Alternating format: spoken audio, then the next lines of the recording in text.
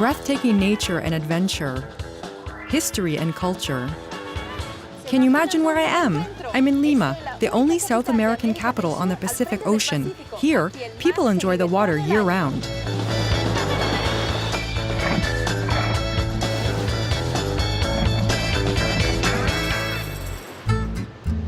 Whether you play in the Pacific Breakers or paraglide over the Miraflores district, the Peruvian capital of Lima unveils itself as a multifaceted metropolis.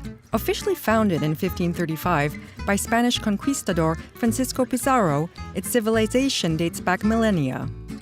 To learn more, we met our guide, president of the International Network of Museums for Latin America, in Lima's main square.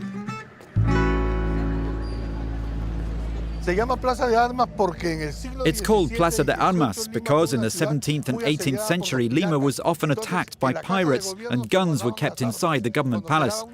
When the alarm sounded, it meant the pirates were approaching and people went to the palace to take the guns to defend the town.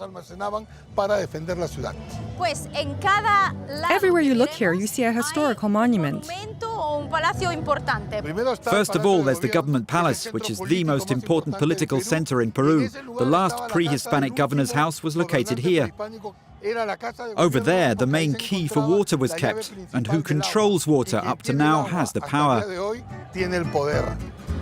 The pedestrian Girón de la Unión links Plaza des Armas with another historical square, Plaza San Martin. For years, the road was considered the city's most aristocratic boulevard where wealthy citizens met.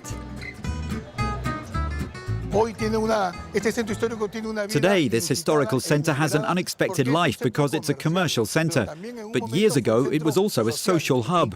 From the 1920s and 30s, when the music of Bohemia Limeña and Lima's literature were in their glory, it was said that Lima was the Girón de la Unión, and the Girón de la Unión was Peru. At the entrance of the downtown area, we visit Mali, Lima's principal fine art museum. A striking Beaux-Arts building, it was erected in 1872 for the first international exhibition of Lima and hosts the largest collection of Peruvian art from past to present. We find pre-Columbian ceramics, paintings of the countryside, colonial silverworks, photography, watercolors and textile drawings of the 20th century. The focus is always the artistic culture and the aesthetic value of the pieces. There's one district that's a must-see, Barranco. It's the most artsy corner of Lima, full of color, with little restaurants and cafes.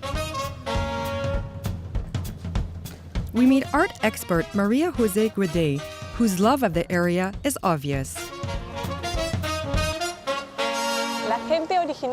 People who usually lived in the center of Lima came here with their family to these majestic houses to spend the summer months. They were beach houses.